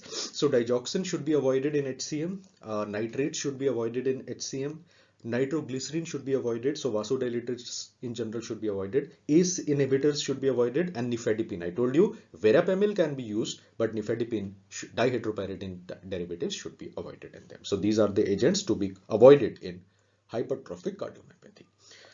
Then we come to approach to ACS. What is ACS? ACS stands for acute coronary syndrome. Acute coronary syndrome. Acute coronary syndrome में क्या conditions आती है? We are now into the world of myocardial infarction, तो उसके लिए पहले समझेंगे what is acute coronary syndrome. Whenever, अब डेफिनेशन नहीं लिखना है, जस्ट समझना है। Whenever there is interruption of oxygen supply to the cardiac muscle, उससे जो clinical sign and symptom produce होते हैं उसको कहते हैं acute coronary syndrome. So they are basically, in bracket you can write signs and symptoms, I am writing in short, sign and symptom due to acute interruption. अब interruption severe भी हो सकती है, माइल्ड भी हो सकती है। Sign and symptom due to acute interruption of oxygen supply to the cardiac muscle, उससे जो कंडीशन प्रोड्यूस होती है that is called as acute coronary syndrome. And what is the hallmark of acute coronary syndrome, जो हर patient में देखा जाता है? Clinical hallmark of these patients is chest pain. तो एक्यूट कोरोनरी सिंड्रोम का पेशेंट जो है वो चेस्ट पेन के साथ प्रेजेंट करेगा। तो कैसे आपने अप्रोच करना है? There is a very useful flow chart, have a look at this flow chart. ये फ्लो चार्ट क्लिनिकली भी इंपॉर्टेंट है और ये आपको MCQ में भी हेल्प करता है। Let me explain how. Suppose acute coronary syndrome है and patient is presenting to you with chest pain, तो आप पहला स्टेप क्या करोगे? ये आपका MCQ पॉइंट बनता है। व्हाट इज, आप patient presenting to you with retrosternal chest pain, ये जो पेन होती है यूजुअली रिट्रोस्टर्नल होती है, स्टर्नम के पीछे, एंड दिस पेन मे और may not be radiating to the arm. Usually left arm को रेडिएट करती है, but it radiation is not always present, right? We need to understand that. So retrosternal chest pain होगा। Question आता है exam में, what will be the first step to do in the patient? The first step, ये cardiac है कि नहीं, उसके लिए हम करेंगे ECG, राइट? तो ECG में हम देखेंगे whether the patient is having ST segment elevation or not. तो दो पॉसिबिलिटी होगी, ST segment elevated है और ST segment elevated नहीं है। अगर ST segment elevated है तो आपका आंसर होगा ST segment elevation MI, acute MI with ST segment elevation, इसको कहते हैं STEMI और ST elevation MI। अगर ST segment elevated नहीं है तो we will be doing the cardio biomarkers. So what is the second step in the management? The answer will be do cardio biomarkers. Biomarkers like troponin T, troponin I and CKMB can be done, right? तो अगर cardiac biomarkers normal आते हैं patient में but cardiac involvement is there, so you will think of unstable angina pectoris. And in case cardiac biomarkers are high, then you will think of ST segment elevated नहीं है, then you will say the patient is having non-ST elevation MI। और usually in patients में के अंदर, हमेशा नहीं but usually in patients के अंदर आपको मिलता है ST segment depression, right? और क्या unstable angina में ST segment depression हो सकता है? Yes, ST segment depression can also be seen। तो दोनों में डिफरेंस क्या है? डिफरेंस यही है कि unstable angina में cardiac biomarker will be relatively normal, in case of NSTEMI they will be elevated। तो यहां पर अगर MCQ पूछे acute coronary syndrome, suspected MI, suspected unstable angina, what is the first step to be done? तो first step होगा do ECG। और अगर पूछे what is the best step to be done और best investigation to be done to identify MI in the patient, MI हुआ कि नहीं, तो आंसर होगा cardiac biomarkers are to be done, right? So if you understand it, you can apply this knowledge if you get a case scenario in the exam. So how will the case scenario be asked? Acute myocardial infarction का diagnosis कैसे बनाओगे, right? So the question will give you some clues. It will give you certain hints. First of all, question will say it is a adult male with sudden onset of chest pain radiating to left arm. Along with that, there will be raised cardiac biomarker along with ECG changes. तो आप patient में suspect करोगे acute myocardial infection, ये याद कर लो, ये बहुत important है। नाउ अगर एक्यूट एमआई है, हमें पता है दो तरह का एमआई होता है, we have the ST segment elevation MI STEMI and we have N STEMI non ST segment elevation MI.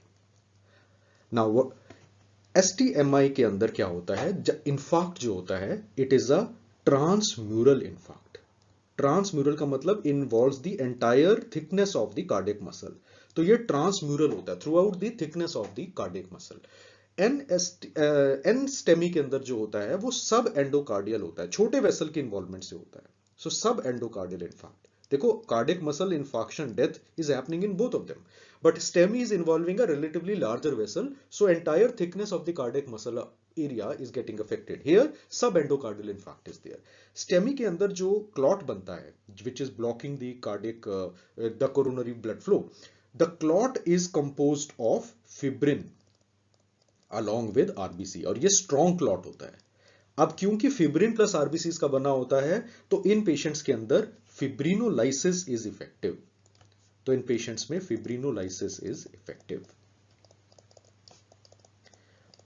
और एनस्टेमी के अंदर क्या हो रहा है, what is happening here, the clot which is produced that is filled of platelets, तो platelet का clot बना हुआ है, ये प्लेटलेट रिच है और इसीलिए इन पेशेंट्स के अंदर anti platelet agents are effective.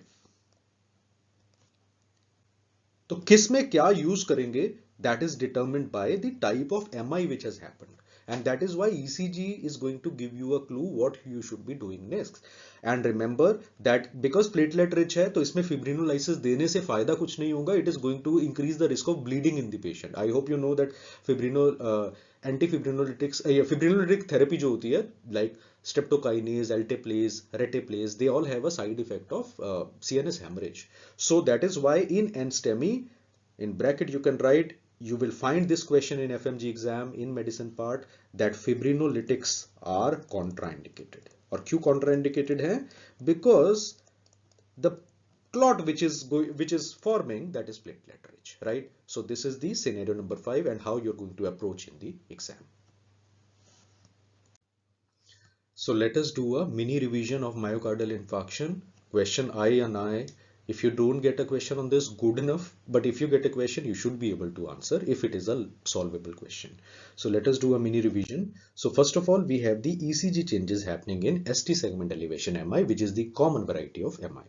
Now ये है normal PQRS T wave normal thing, normal ECG. सबसे पहले क्या होगा, ST segment elevation के अंदर the first change to occur which occurs within minutes to seconds is peaked T wave. उसे कहते हैं hyper acute T wave.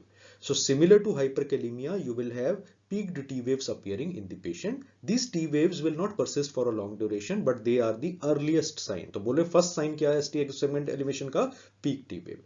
उसके बाद आता है सबसे characteristic sign. अगर बोलें कि what is the most characteristic feature, because इसी के basis पे हमने divide किया है ST segment elevation MI, तो वो होगा ST segment elevation. तो T wave के बाद आएगा ST segment elevation, right? Types of ST segment elevation we will discuss separately, and this will evolve over minutes to hours. उसके बाद क्या होता है, there is a loss of R wave and Q wave starts to form. This Q wave is also called as pathological Q wave, क्योंकि देखो यहाँ पर छोटा सा Q wave था नॉर्मल पर्सन में, यहाँ पर ये ज्यादा डीप हो रहा है, so a pathological Q wave formation begins a few hours after ST segment elevation happen. उसके बाद आता है T wave inversion. तो T wave inversion जो है it occurs more than 24 hours के बाद in a patient of STEMI. So a few days after MI has happened, you will find T wave inversion to be happening. And then over weeks to months, you will find T wave normalization, लेकिन Q wave abnormality will persist throughout life. तो जैसे my maternal grandfather is no more now, unfortunately, but when he was alive, so he had some acute coronary syndrome, and I was doing an MBBS at that time, and he was taken to a cardiologist. तो cardiologist ने जब किया सारा system, so ECG किया, and he at that time told that right now कोई acute coronary syndrome के feature नहीं है, but there is a history of past MI. So I was very intrigued at that time कि sir past MI कैसे बोला? और past MI now I can understand, and you should also remember कि past MI कैसे बोलेगा वो, बाकी सब कुछ नहीं होगा, कार्डिक बायोमार्कर नॉर्मल है, लेकिन पेशेंट में एक परसिस्ट कर रही है abnormal Q wave. Abnormal Q wave के बहुत सारे कारण हो सकते हैं, लेकिन because he had all the risk factors and there was some history of other abnormalities also, so he said likely past में एक एमआई हुआ है, राइट. सो अगर पूछें कि long standing feature of MI क्या होता है, जो कि मेनी मंथ्स टू इयर्स के बाद भी प्रेजेंट रहता है पेशेंट में, उसको कहते हैं एबनॉर्मल और pathological Q wave in the patient, right. Simple है. Let's move further. Which leads to be used. तो अगर पेशेंट में है एंटीरियर या एंटीरोलैटरल वॉल एमआई, तो you will be using leads. The ECG changes will be prominent. ECG ये जो अभी पढ़े, ECG changes will be prominent in V1 to V4, lead 1 and lead AVL.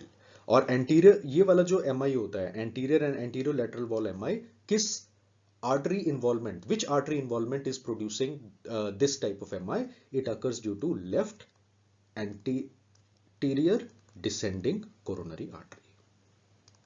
Left anterior descending coronary artery. In short, it is written as LAD. So left anterior descending coronary artery is responsible for anterior and anterolateral MI.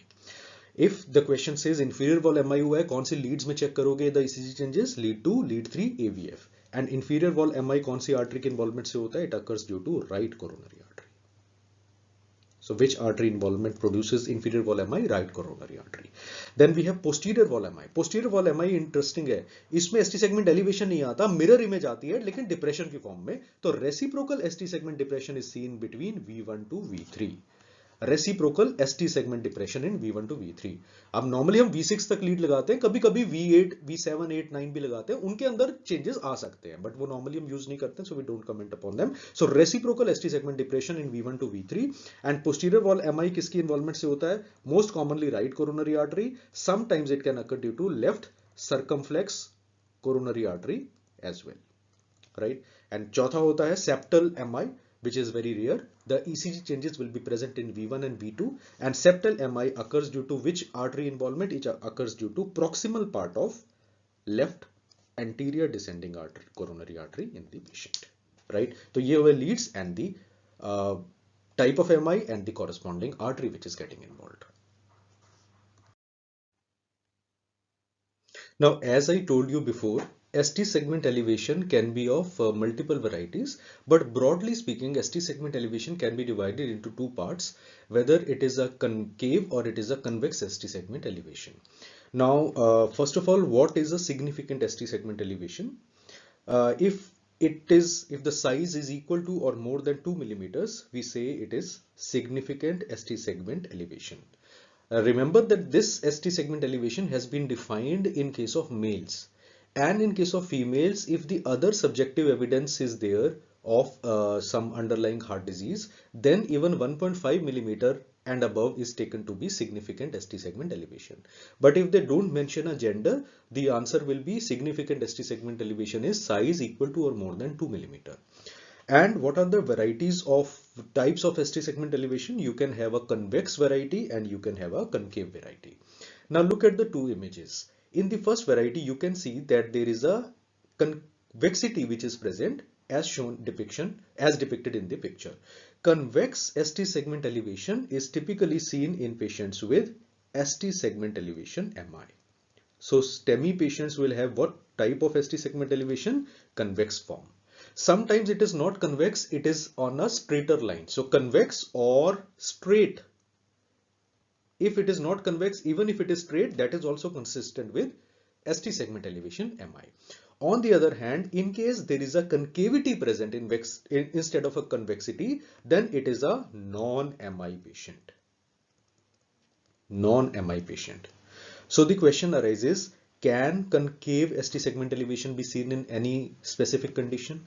It can be seen in sometimes in normal individuals. It can also be seen in patients with pericarditis. What is pericarditis? Inflammation of the pericardium. How would you identify that it is concave, convex versus concave? First of all, you will look at the morphology. Secondly, patients of ST segment elevation MI will also have some degree of T wave inversion, which will appear soon after. In patients who are having concave ST segment elevation, there will be no T wave inversion. So there will be no T wave inversion in these patients. And many patients of pericarditis, they not only have a concave ST segment elevation, they also have prolongation of the PR interval. So this is how you are going to distinguish if you get how would you identify it is significant ST segment elevation or not, and what is the underlying cause. Moving further, we come to the cardiac biomarkers. I told you that cardiac biomarkers are very important to identify, and this is the image which is telling you the cardiac biomarkers which are elevated. As you can see in the picture, the first biomarker is myoglobin, not very sensitive, but it is the earliest biomarker to be elevated. Uske baad, depending upon the size of infarction, whether it is ST elevation or simply a subendocardial infarct, you can have elevation of troponins. So significant, very high elevation occurs of troponin in ST segment elevation MI. Non-ST elevation, there will be relatively milder elevation, and CKMB tends to rise after troponin level. So what are the key points about this that you should know? So I'm writing on the side, you can remember them as one-liners. See, the first cardiac biomarker to be elevated in the patient is serum myoglobin, or simply you can remember myoglobin.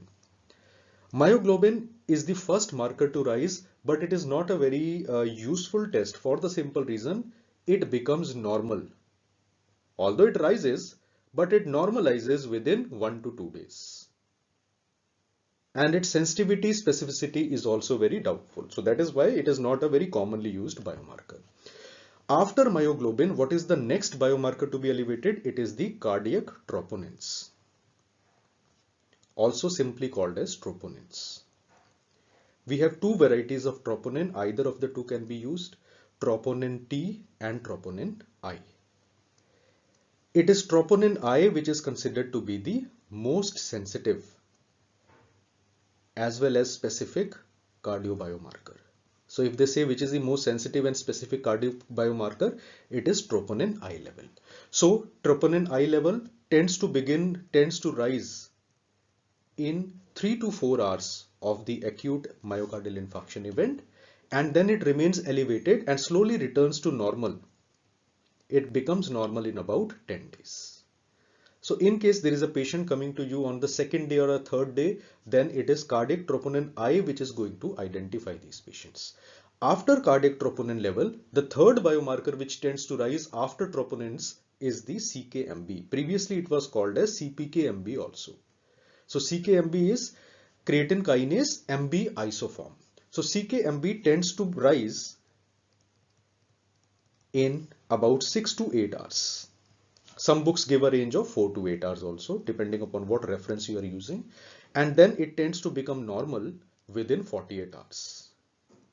So it is less commonly used compared to cardiac troponins. You already, when you will be attending your, in internship, you will be attending your emergencies in medicine. You will have MI patients in whom you will be performing troponin I and troponin T card test. Card tests are very frequently performed, and it is usually the interns who do that. So at that time you will remember that sir had already said some months back.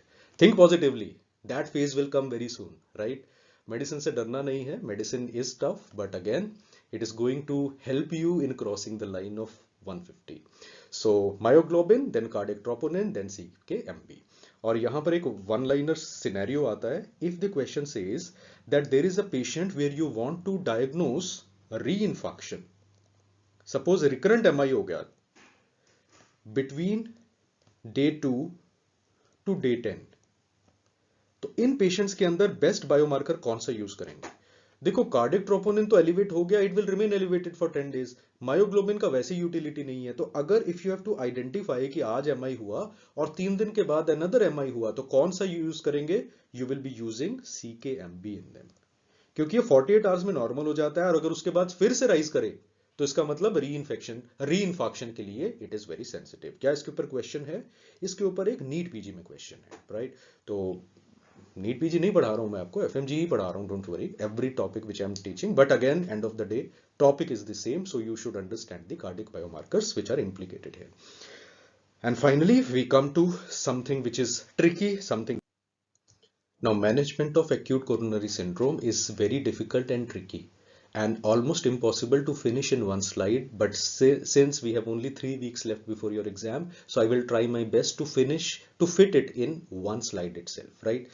So, patient आया आपके पास acute coronary syndrome, he is having an ST elevation MI, ST elevation MI और unstable angina, right?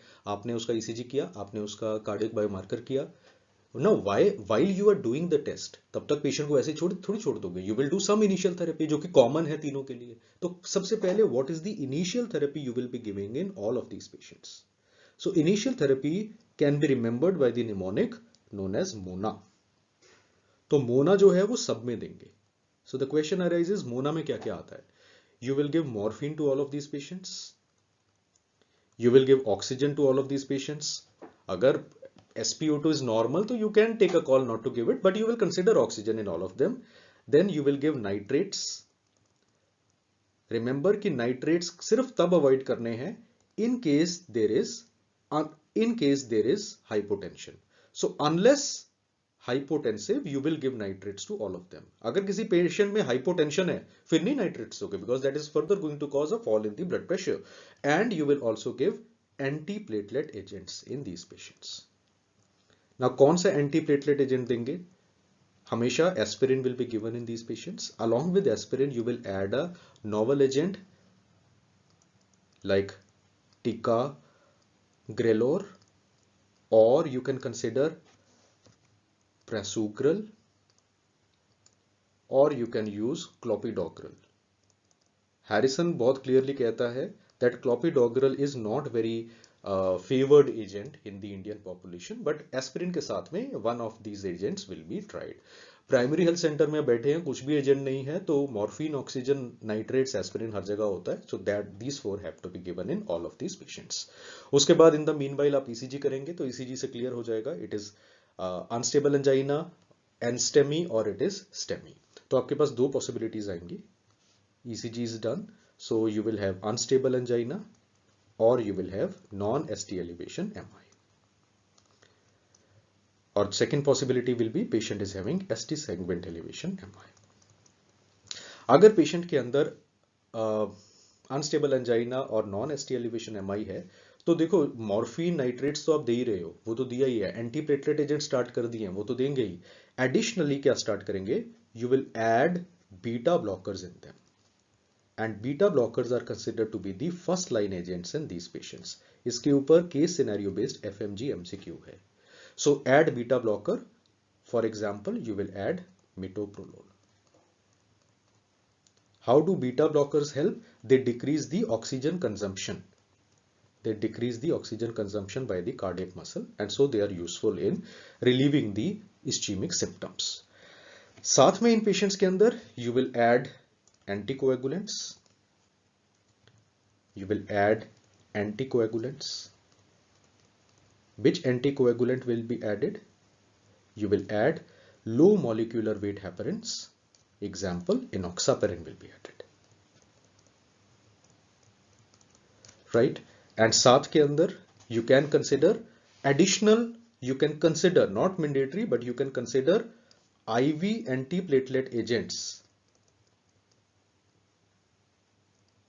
Apart from these, अगर आपने पहले नहीं दिया है तो आप यहां पर हम कंसिडर कर सकते हैं टाइरोफिबैन।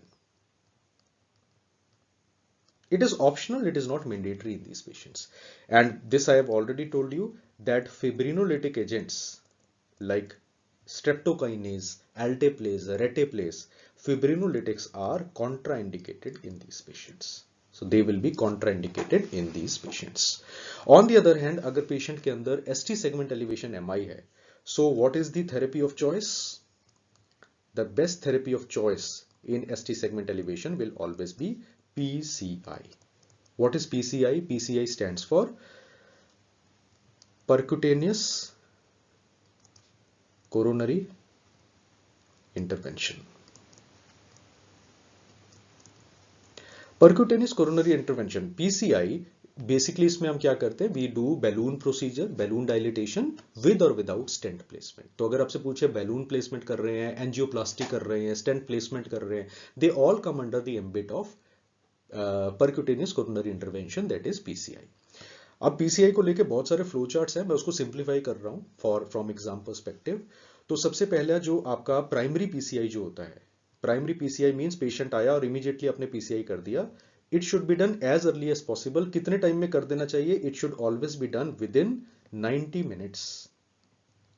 With in 90 minutes. ये 90 मिनट्स टाइम जो होता है, इसको लिखा जाता है first medical contact to device time. FMC का मतलब होता है फर्स्ट मेडिकल कॉन्टैक्ट. हॉस्पिटल में एंट्री करने से लेके बैलून डालने तक the time should be within 90 minute. First primary percutaneous coronary intervention should be performed. तो ये 90 मिनट के अंदर अंदर करना है. That is a one liner MCQ, right. अब अगर कभी कभी क्या होगा कि patient will be delayed and वो टाइम जो है 120 मिनट तक आप वेट कर सकते हो. Imagine if the anticipated time, it is very tricky, so I'm trying to go slow, write slowly.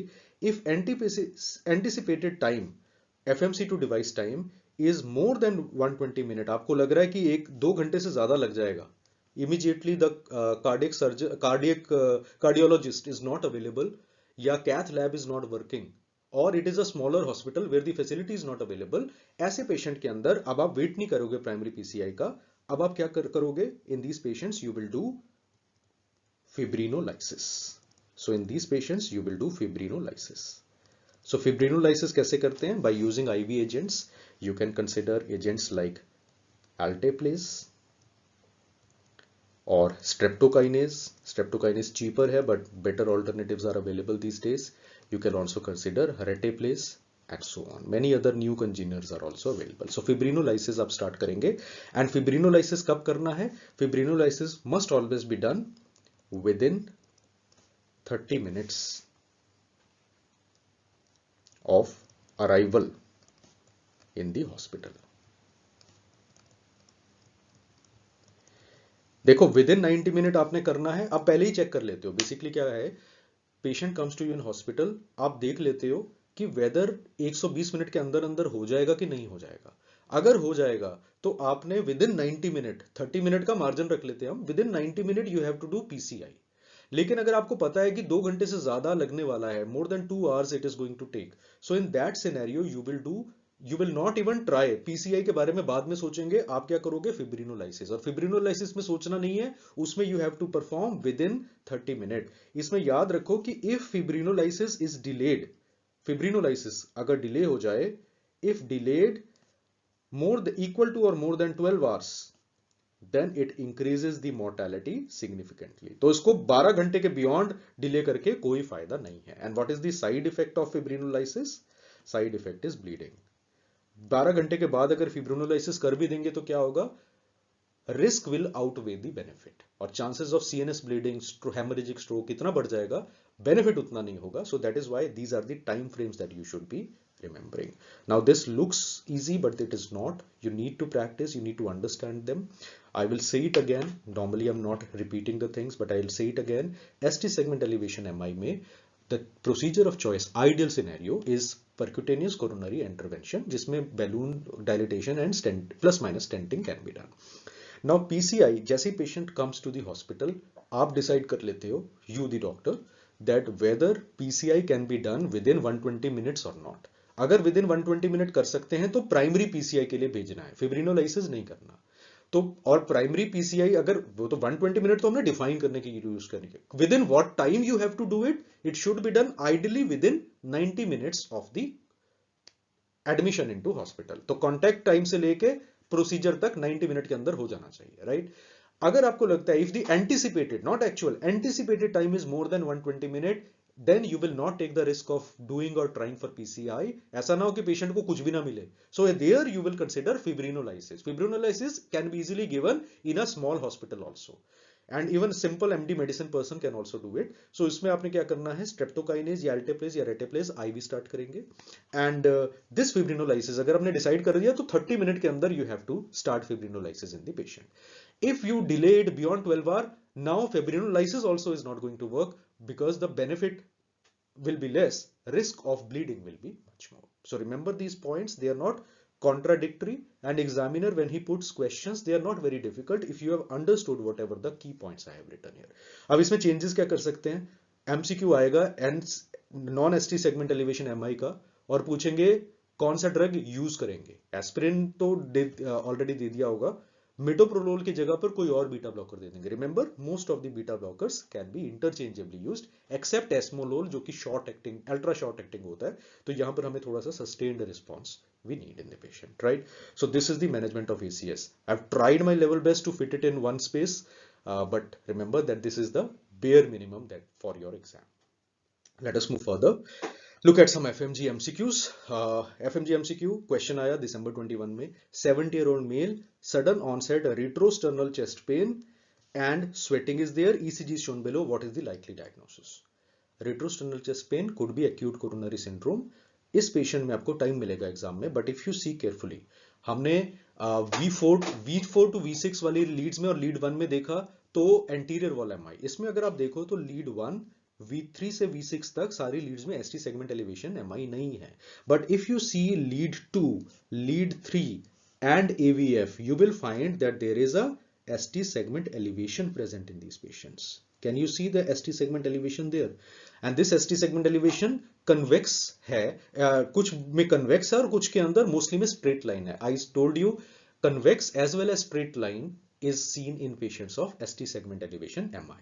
Concave होता तो वो pericarditis की तरफ जाता.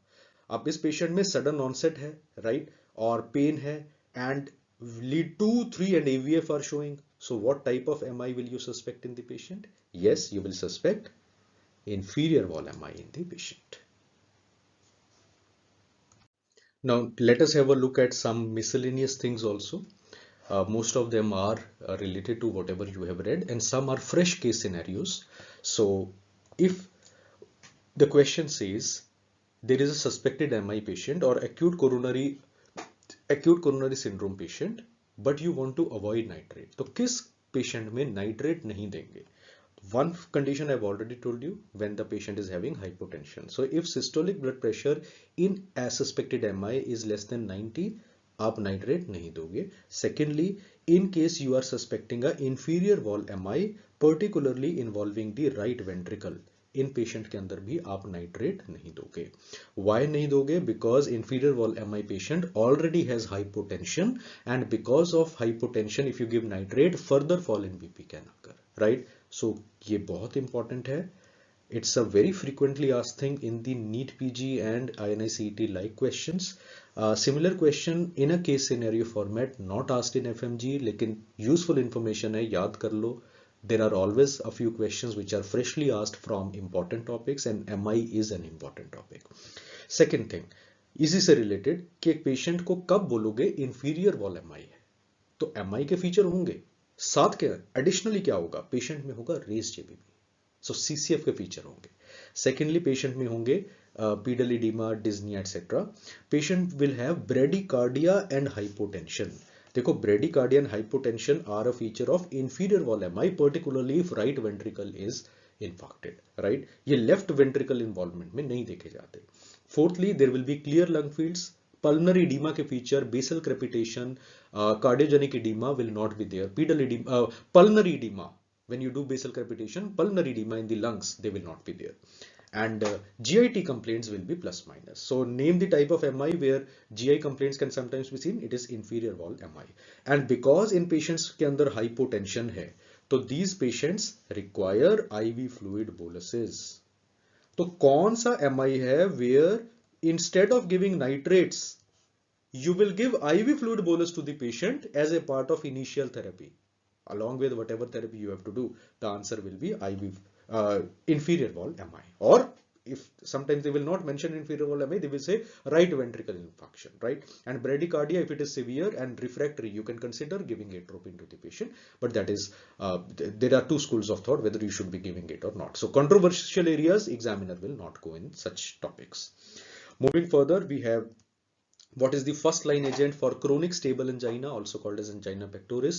जो angina exertion से हो और rest से relieve हो जाए, that is angina pectoris. FMG August 2020 है. There are two first line agents you should remember. पहला nitrates, particularly sublingual glyceryl trinitrate is the immediately available drug. You keep it at in your mouth and allow it to get dissolved. Second agent which you can use are beta blockers, especially if the patient is also hypertensive. The question asked in FMG exam August 2020 was case of chronic stable angina tha and patient was also having hypertension and they asked what is the first line agent to be used. Nitrate option mein nahi tha, to answer bada clear tha, beta blocker. One of the options was metoprolol and that was your answer. Then which is a cardioprotective lipoprotein? Yes, LDL, VLDL, chylomicrons, they all are pro-atherosclerotic. One agent, one lipoprotein called as HDL, high density lipoprotein, is a good lipoprotein. अगर इसका value 40-45 से ज़्यादा है, that is considered to be a cardioprotective in nature. It has been asked 2 times in FMG exam. Then we have the next thing. What is rescue PCI? Rescue PCI जो होता है, एक तो होता है प्राइमरी पीसीआई, आया patient और आपने पीसीआई कर दिया with in 90 minutes, which I told you. दूसरा होता है रेस्क्यू पीसीआई. रेस्क्यू का मतलब क्या है? यू ट्राइड फिब्रिनोलाइसिस लेकिन फेल हो गई, तो जान बचाने के लिए you are doing PCI. Obviously mortality will be more, but this is better than not treating the patient. So rescue PCI क्या है? PCI is done when reperfusion using the fibrinolytic drugs has failed. तो कब आप बोलोगे कि fibrinolytic drug fail हो गए हैं? अगर you have done fibrinolysis, despite that after finishing thrombolysis there is persistent chest pain and ST segment elevation more than 90 minutes after thrombolysis in the patient. After thrombolysis in the patient, तब भी अगर chest pain persist करे, that then you need to do rescue PCI. Criteria to do rescue PCI asked in FMG 2019 और लंबी लंबी option थे, so please remember this, cram it up. You never know, there might be a question based upon this. Moving further, if the question says what is the best artery for CABG? CABG stands for coronary artery bypass grafting. इसे bypass surgery भी कहते हैं. कभी कभी PCI will also fail and you will find that there is a complete blockage and cardiologist will come out and he will say we need to do a bypass procedure. Bypass procedure is done by CTVS surgeons. अभी तक जो management पढ़ा ये medicine लोग करते हैं, but surgeons करते हैं CABG प्रोसीजर. इसे बाईपास सर्जरी भी कहते हैं. So what is the best artery for that? One liner internal mammary artery is the best one. पुराने टाइम में सेफनस वेन को करते थे, फिर रेडियल आर्टरी के ग्राफ्ट्स आए, अभी internal mammary artery is the best. Then बहुत बार आ चुका है ये, चाइल्ड में आ चुका है, एडल्ट में आ चुका है. चाइल्ड वाला पीडियाट्रिक पार्ट में नहीं कर रहा हूं discuss, I have already discussed with you all of you multiple times.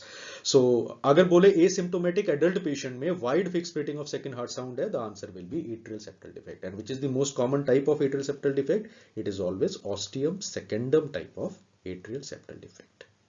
याद कर लो. और एक और वन लाइनर इस पे आता है कि ASD ऐसी कंडीशन है where there is least risk of developing infective endocarditis, right? Then what is the chest x-ray finding you will find in valvular aortic stenosis, FMG August 2020? जहां पर aortic wall पे stenosis है, उसके beyond aorta dilate हो जाता है, so you will find post stenotic aortic dilatation. aorta का dilatation हो जाता है beyond the aortic valve, right? And then CCF का patient, congestive cardiac failure in adult, ejection fraction is low, about 35%. तो ऐसे पेशेंट में क्या देना चाहोगे? You will give a combination of the drugs. आप दोगे Lasix. Lasix is the technical name is furosemide which belongs to a loop diuretic category. So loop diuretic देंगे. Lasix क्या करेगा? ये प्री लोड को घटाएगा. फिर नाइट्रेट्स देंगे जो कि डायलेटर्स होते हैं, ये आफ्टर लोड को घटाएंगे. ऑक्सीजन देंगे so that oxygen supplementation patient का बेटर हो सके, बिकॉज हार्ट पंप नहीं कर पा रहा है, तो आप इन ब्रीदिंग जो ऑक्सीजन जा रही है उसको कंसंट्रेट करोगे. एंड मॉर्फिन देंगे because morphine acts by multiple actions morphine जो होता है पेशेंट को काम भी करता है, it calms down the patient. Morphine also reduces air hunger in the patient, which is causing tachycardia and increased oxygen carrying capacity. Morphine has multiple roles. So CCF with low ejection fraction, furosemide, nitrates, oxygen and morphine combination should be given. The question asked में multiple options थे और multiple option में बहुत सारे अलग अलग drugs का combination था. This is the combination of choice that you will be marking in the patient, right? Cardiology is huge, but I don't want to overburden you or just to impress you. I don't want to give you some random information, random topics, rare topics. I can do that, but that would be so wrong with all of you, and that is why I'm restricting myself here. Some of you asked me for individual topics. मैंने आपको वही बोलूंगा जो मैंने उनको भी बोला कि आपने नोट्स में जो भी पढ़ा है आप उसमें रिवाइज करो. This discussion is focusing on the things which are troublesome for you. If a question is asked from them, great. If a question is not asked from them, at least you will have the confidence and you will not waste time on these areas and you will have time for other things, other subjects to revise. That is what my whole purpose is. So primary objective है कि आपका question solve हो जाए. Secondary objective है confidence भी आ जाए और time wastage ना हो in trying to read voluminous notes in cardiology. And many of you were planning to leave cardiology. Please don't leave any system. Every system matters. Every question matters, right? So this is all about today's session. And yes, I know आपका exam नजदीक आ रहा है. Provided my health allows me, I will try my best to keep posting or daily or alternate day basis all the subsequent systems in rapid revision. तो अभी खत्म करते हैं. Next system के साथ I will try to come up tomorrow evening, same time with part 4 of the rapid revision. Thank you so much. This is my Instagram, my mail ID, Telegram group. PDF of this I am putting it up right now. So by the time this video goes live, you will have the PDF with you. Thank you so much.